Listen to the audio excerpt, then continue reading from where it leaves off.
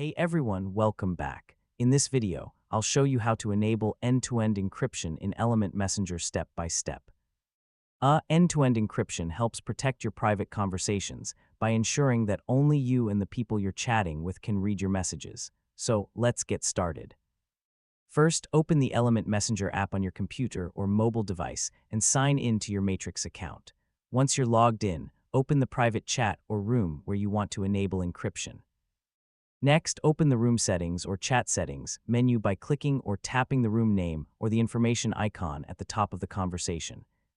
Look for the Security or Encryption section. Now, if the room supports it and encryption isn't already enabled, turn on the end-to-end encryption option. Element may display a warning explaining that encryption usually can't be disabled later for that room. Read the information carefully before confirming your choice. After encryption is enabled, verify your devices and the devices of people you communicate with whenever possible.